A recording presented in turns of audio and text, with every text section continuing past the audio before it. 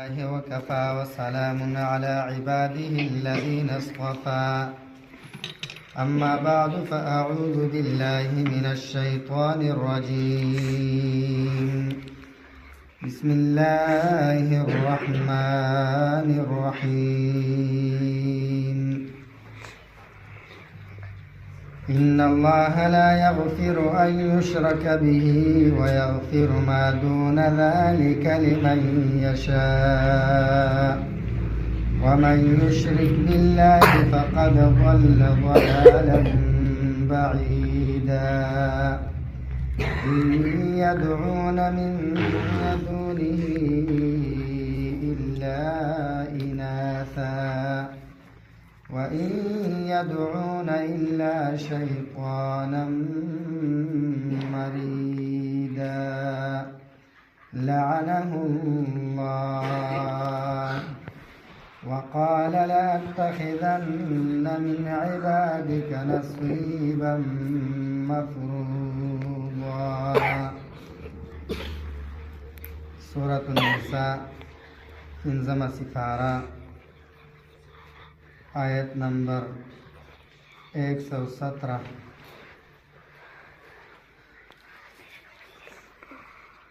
بیگا د شرک متعلق بیان شوی چې د رب په قانون کې د ټولو نه لویه نیکي چې رأس الطاعات د ټولو نیکو جرړه هغه توحید دی او د ټولو نه لویه ګناه هغه شرک دی. د توحید نه بله لویه نیکي نشته دی او د شرک نه لویه ګناه نشته دی.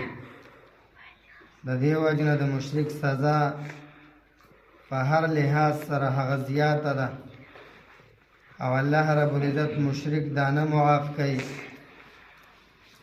او بغیر د مشرک نه که یو انسان هر څومره ګناهګار وي خو یو ځل به الله رب العزت هغه معاف کړي. يدعون من دونه إلا إناثا دیو عبادت نه کوي نه رابلي من دونه غیر د الله نه الا اناسا مگر زنانه قسم سیزونه. اناس زنانه ته ویل کېږي چې کم د زنانو په نومونو سره دي خو څومره جمادات چې دي کاڼي بوټي په هغې باندې اطلاق د مؤنثاتو کېږي نو د دې وجې نه دلته اناسن ذکر کو. بعضې مفسرین وایي چې کم د عربو مشرکانو په عربو کې یو مشرک چې د لات او د منات او د عزا د هغې عبادت یې کو چې دا ټول د زنانو نومونه دي. عزا د عزیز نه مؤنث دی، منات نه منان نه مؤنث دی. نو دوی د خپلو معبودانو لره د زنانو نومونه ایښودي وو نو رب یې پرېښودی وو د زنانو قسم د څیزونه د هغې عبادت یې کو او هغه یې رابلل. په 8مه هجرۍ کې چې کله مکه مکرمه فتح شوه حضور علیه السلام خالد ابن ولید رضی الله تعالی عنه ته حکم وکړو چې ته عزا ختم که لاړ شه ځکه د دې د عبادت نه ماته ډېر زیات تکلیف ده چې خلک لات او منات او عزا د هغې عبادت کوي. نو دی لاړو د دغه بوت نه چې کوم ګیر چاپېره خلک ناسو ملنګان ناسو هغه یې وزغلول او چې کومه ونه وه هغه یې کټ کړه چې کوم ځای کې جوړ شوی و هغه ځای وران کړو. واپس راغی حضور علیه السلام ته وی ما د هغه ځای نه هغه څه ختم کړل. حضور علیه السلام یې تا هېڅ هم نه دي کړی تا عزا پرېښودو. بیا یې چې کوم دی حضور علیه السلام یې لاړ شه حضور خالد ابن ولید رضی الله تعالی عنه بیا لاړ حضور علیه السلام ولېږه دا عزا ختم کا. خالد ابن ولید رضی الله عنه دوباره لاړ چې کله وکتل نو امرأة ناشرة رأسها یو زنانه یې ولیده د سر ډېره خواره کړې وو په خاورو باندې ککړه وه، په دوره باندې چغې والې وي کفرانک یا عزا. عزا وي ستا بیړه چې کوم دی غرقه شوه. خالد ابن ولید رضی الله عنه توره راواغېسته، د هغې نه سر قلم کو وي تلک العزا لن تعبد بعد ذلک اليوم. وي دا هغه عزا و چې نن ختم شو، د نن نه پس پر دې عبادت نه کېږي. نو اصل کې چې کومه ښځه ناسته وه د هغې نه ګیر چاپېره ځان یې په خاورو باندې ککړ کړی و، چغې هغې ته والې د هغې عبادت یې کو. خالد ابن ولید رضی الله تعالی عنه هغه ختمه کړه. نبی علیہ الصلوۃ والسلام ورته وی تاسو چې کوم دی عزا دا ختم کو. د دې وجه نه چې کوم دی الله رب العزت پرې خو دی د الله لوی ذات او د کمزورو څیزونو عبادت شروع کړی دی. نو چې څنګه زنانه کمزورې ده، نو دیو چې کوم دی د خپلو بوتانو نه د زنانو نومونه یې ښودي دي او دغه کمزوري څیزونه چې کوم دی هغه رابلي او د هغې عبادت کوي. قرآن کریم کې الله رب العزت ذکر کړی دی یا ایها الناس ضرب مثل فاستمعوا له. ای خلکو یو مثال چې کوم دی بیان کړی شوی دو دپاره فاستمعوا له چې دا په غور سره واورئ. ان الذین تدعون من دون الله، چې تاسو غیر د الله تعالی نه د کوم څیز عبادت کوئ لا یخلقوا ذبابا، دا یو مچ هم نشي پیدا کولی. ولو اجتمعوا له، که ټول چې کوم دی خلک راجمع شي نو دا د مچ مقدار چې کوم دی دا بوتان دا مچ نشي پیدا کولی دغه بوتان. وان یسلبهم الذباب شیئا، او که چېرته دا مچ د دیو نه څه څیز وتښتې نو دا چې کوم دی ځان خلاصولی هم نشي د هغې نه، دغه مچ نه هم دغه څیز نشي خلاصولی. لا یستنقذوه منه ضعف الطالب والمطلوب، نو چې نشي خلاصو طالب هم کمزوره دی، مطلوب هم کمزوره دی، عابد هم کمزوره دی، معبود هم کمزوره دی. نو دیو داسې چې کوم دی د کمزورو قسمه څیزونو نه مدد غواړي. و ان یدعون الا شیطانا مریدا، دوی چې کوم دی اوازونه نه کوي مګر شیطان سرکشه ته کوي، مردود ته کوي. نو دا چې کوم دی لوی ذات د الله رب العزت یې پرېښودی دی او دوی په کمزورو څیزونو پسې روان شوي دي، د هغې ته چې کوم دی اوازونه کوي. دا عابد او معبود چې کوم دی دواړه کمزوري دي. او ذباب دا مچ ته ویلی کېږي او دا اصل کې چې کوم دی د ذب آب نه مشتق دی او د دې معنی دا د ذب آب چې لاړ او راغی. د مچ صفت دا ده چې د تندي نه به پاسولی نه وي، په پوزه باندې به بیا ناستي. نو د دې وجې نه چې کوم دی دې ته ذباب ویلی کېږي. او دا چې کوم دی حکم دا چې کوم دی شیطان په دې کې اخته کړی دی، شیطان سرکشه دی.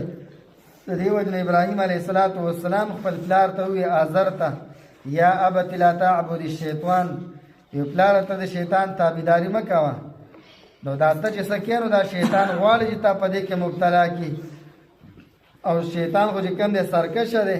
نو یا ابلیس ما منعکه، چې کله الله رب العزت ابلیس ته وویل ته څه شي منع کړه چې آدم علیه السلام ته سجده کړی وی ان تسجد لما خلقت بیدی، الله وی دا خو ما په خپل قدرت سره پیدا کړی دی. نو شیطان سرکشي دا وی انا خیر منه خلقتنی من نار وخلقته من طین، وی زه چې د اور نه پیدا کړی او دا د خټې نه پیدا کړی دی، نو زه دلته نه غوره یم. نو زه دلته څنګه چې کوم دی سجده وکړمه. لم اکن لاسجد لبشر خلقه من صلصال من حماء مسنون، وی دلته چې کوم دی زه سجده نه لګوم. نو ابلیس چې کوم دی انکار وکړو، د الله تعالی د توهین یې وکړو. الله رب العزت د قیامت د ورځې پورې چې کوم دی لعین او مردود یې وګرځاو. خو شیطان چې کوم دی قسم خوړلی دی ولأذلنهم ولأمنینهم ولآمرنهم فلیبتکن آذان الانعام. نو شیطان چې کوم دی دا قسم خو لاتخذن من عبادک نصیبا مفروضا، چې زه به ستا دا بندګان چې کوم دی ډېره څه حصه به دا د ځان تابعدار به جوړوم. شیطان دا قسم خوړلی دی. الله ته ته به ګورې وی ته به خپل نظام ته راکاږې او زه د څه دپاره یم، وی زه به خپل نظام ته راکاږم. شیطان دا قسم خوړلی وی زه چې کوم دی دا به چې کوم دی خپل نظام ته راکاږم. او بیا یې ولأذلنهم، قسم دی دوی ته به چې کوم دی زه ارزوګانې او تمناګانې ورکوم. زه به داسې ګمراه کوم چې دوی له به اوږده اوږده امیدونه ورکوم. ولآمرنهم فلیبتکن آذان الانعام، او ته به ګورې چې کوم دی زه به حکم کم چې دوی به چې کوم دی د خپلو څاروو غوږونه دا به کټ کوي. نو د مشرکانو عادت دا و چې دوی چې کوم دی یو څاروی دی د بوت په نوم باندې نظر کو، نو د هغې نه چې کوم دی غوږ دا به دې کټ کو. نو چې غوږ به یې کټ کو نو دا به خلکو دا بیا پیژاندو چې دا د بت په نامه باندې دی نو چا به بیا چې کوم دی دې ته څه نه وي. فلیغیرن خلق الله، او ته به ګورې چې کوم دی دیو به د الله تعالی په چې کوم خلقت الله تعالی ورکړی دیو به په هغې کې تغییر راولي، رد و بدل به راولي. لکه الله رب العزت انسان په کوم شکل او صورت باندې پیدا کړی دی نو دا به چې کوم دی لګي دا بنده او په هغې کې به تغییر راولي. اوس الله رب العزت د انسان په مخ باندې دا ویښتان دا ګیره پیدا کړې ده، نو شیطان وایي زه به ورته دا حکم کوم چې دا به تغییر راولي په دې کې، دا به چې کوم دی دا شکل او صورت به بدلی. دغه رنګ چې کوم دی حدیث مبارک کې ذکر دی چې زنانه چې کوم دی اکثر د خپل شکل او صورت دا به چې کوم دی بدلی. بعضې به داسې چې هغه به د خپل دا روزي چې کوم دی دا به لرې کوي، بعضې به باڼه لرې کوي، بعضې داسې وي چې هغوی په دې غاښونو په منځ کې چې کوم دی لارې جوړوي.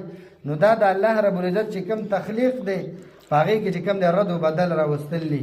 وما یتخذ الشیطان ولیا، خدا شیطان په دې کې اخته کړي دي، هغه په دې کې اخته کړي چې په دې کې حسن دی، حسن په دې کې چې به کوم شکل او صورت الله رب العزت پیدا کړي په هغې کې به رد و بدل نه راولي.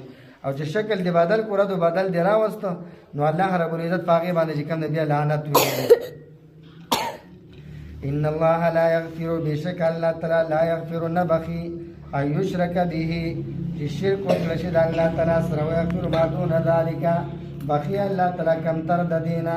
نو د شرک نه علاوه چې هر څومره ګناه وي خو الله یې ورته بخي، خو شرک نه معاف کوي. لمن هغه چا ته یشاء چې وغواړي الله، ومن یشرک بالله هغه چا چې شرک وکړي د الله سره فقد ضل ضلالا بعیدا، په تحقیق سره دی ګمراه شو په ګمراهۍ بعیده باندې. یدعون من دونه، دوی عبادت نه کوي نه رابلي، من دونه غیر د الله نه الا اناسا مگر زنانه رابلي. نو دا چې کوم د اناس جمادات دي نو په دې باندې اطلاق د مؤنث کېږي ځکه ورته زنانه وایي. نو دوی د خپلو بتانو نومونه په زنانو سره ایښودي ځکه ورته اناس وایي. ویدعون الا شیطانا مریدا، دیو عبادت نه کوي دوی نه رابلي الا شیطانا مریدا مگر شیطان سرکشه. لعنه الله، لرې کړی دی الله تعالی د خپل رحمت نه چې د الله تعالی توهین وکړو، الله تعالی د قیامت د ورځې پورې لعین او مردود وګرځاو. وقال ویل شیطان لا اتخذن من عبادک، خامخا به زه نسمه من عبادک ستا د بندګانو نه نصیبا مفروضا، یو حصه مقرر کړی شوی چې دا چې کوم دی زما تابعداري به کې شیطان دا قسم خوړلی چې ډېر چې کوم دی زه به یې خپلې لارې ته راکاږم، الله وایي ته به یې خپلې لارې ته راکاږې، زه به یې خپلې لارې ته راکاږم. و الله رب العزت هم قسم خوړلی دی چې ته به یې خپلې لارې ته راکاږې، خو ما به خپلو بندګانو ته د قیامت د ورځې پورې د توبې دروازه خلاصه ساتلې وي. ولأضلنهم، خامخا به ګمراه کوم دوی لره، ولأمنینهم، او دیو دی ارزوګانې او تمناګانې به ورکوم.